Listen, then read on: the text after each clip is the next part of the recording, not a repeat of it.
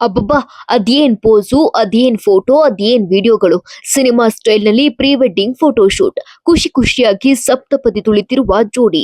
ಅದ್ದೂರಿಯಾಗಿ ಹಸೆಮಣೆ ಏರಿದ್ದನ್ನ ನೋಡಿದ್ರೆ ಜೀವನ ಪೂರ್ತಿ ಹಿಂಗೆ ಇರ್ತಾರೆ ಅನ್ಸುತ್ತೆ. ಆದ್ರೆ ನಂತರ ಆಗಿದ್ದೇ ಬೇರೆ. ಹರೀಶ್ ಹಾಗೂ ಸರಸ್ವತಿ 2025ರ ನವೆಂಬರ್ 8 ಮತ್ತು 9ರಂದು ಅದ್ದೂರಿಯಾಗಿ ಮದುವೆಯಾಗಿದ್ರು.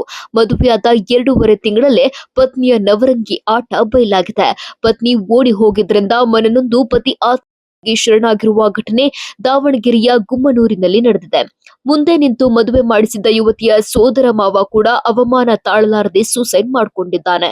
ಕುಟುಂಬಸ್ಥರ ಆಕ್ರಂದನ ಮುಗಿಲು ಮುಟ್ಟಿದೆ. ಪರಪುರುಷನೊಂದಿಗೆ ಓಡಿ ಹೋಗಿ ಸರಸ್ವತಿ ಇಬ್ಬರ ಸಾವಿಗೆ ಕಾರಣವಾಗಿದ್ದಾಳೆ ಅನ್ನೋ ಆರೋಪ ಕೇಳಿ ಬಂದಿದೆ.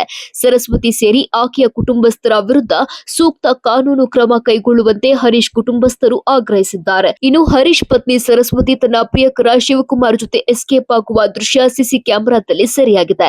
ಇನ್ನು ಈ ಪ್ರಕರಣ ಬಳಿಕ ಸರಸ್ವತಿ ಶಿವಕುಮಾರ್ ಕಣ್ಮರೆಯಾಗಿದ್ದಾರೆ. ಅವರಿಬ್ಬರನ್ನು ಬಂಧಿಸುವಂತೆ ಮೃತರ ಕುಟುಂಬಸ್ಥರು ಆಗ್ರಹಿಸಿದ್ದಾರೆ. ದಾವಣಗೆರೆ ಗ್ರಾಮಾಂತರ ಪೊಲೀಸ್ ಠಾಣೆಯಲ್ಲಿ ಪತ್ನಿ ಸರಸ್ವತಿ, ಪ್ರಿಯಕರ ಚಿಕ್ಕಮ್ಮ ಅಂಜಿನಮ್ಮ, ಮತ್ತೊಬ್ಬ ಸೋದರ ಮಾವ ಗಣೇಶ್ ಮೇಲೆ ಪ್ರಕರಣ ದಾಖಲಾಗಿದೆ. ಪರಪುರುಷನ ವ್ಯಾಮೋಹಕ್ಕೆ ಬಿದ್ದ ಸರಸ್ವತಿ ಇದೀಗ ಇಬ್ಬರನ್ನ ಬಲಿ ಪಡೆದಿದ್ದು ನಿಜಕ್ಕೂ ದುರಂತ.